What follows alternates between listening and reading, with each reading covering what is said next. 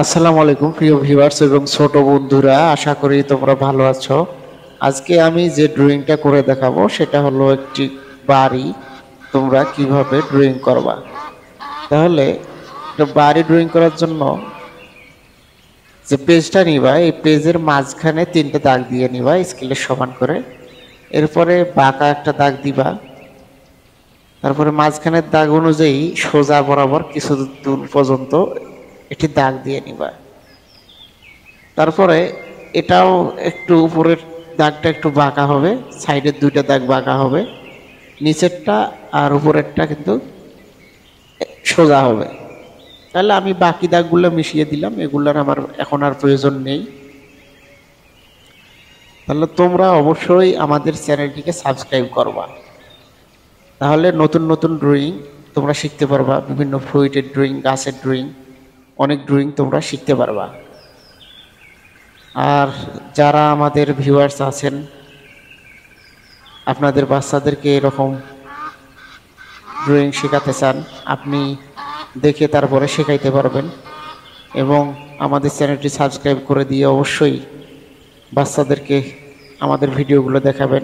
আজে বাজে ভিডিও না দেখিয়ে আমাদের ভিডিওগুলো দেখাবেন, তাহলে অবশ্যই তার মনোবিকাশ একটু বৃদ্ধি পাবে, বৃদ্ধি পেতে সহযোগিতা করবে। তো বন্ধুরা, আমি কিন্তু এখন তোমাদের যেটা দেখাবো সেটা হচ্ছে দরজা এবং জানালা। এর আগের ভিডিওতে আমি দেখিয়েছি কিভাবে ড্রয়িং করবা। এটা ইটের তৈরি একটি বাড়ি বা ঘর। এখন ইটগুলো আমি তৈরি করব, যে ইটের ওয়াল সেটা সামনে দিয়ে আমি তৈরি করে দেখাচ্ছি। সমান্তরাল দাগ কেটে মাঝখানে মাঝখানে একটু করে কেটে দিবা, তাহলে ইট হয়ে যাবে। তোমরা পারলে এখানে কালার করতে পারো, ইটগুলা লাল কালার করতে পারো, কোনো সমস্যা নেই। এটা হচ্ছে ছাদ, ছাদটা একটু কালো টাইপের হবে, হালকা কালো টাইপের। এখানেও তোমরা রং দিতে পারো, হলুদ রং বা যে অ্যাশ কালার বা এ ধরনের কালার আছে সেটা দিতে পারো, একটু কালো টাইপের।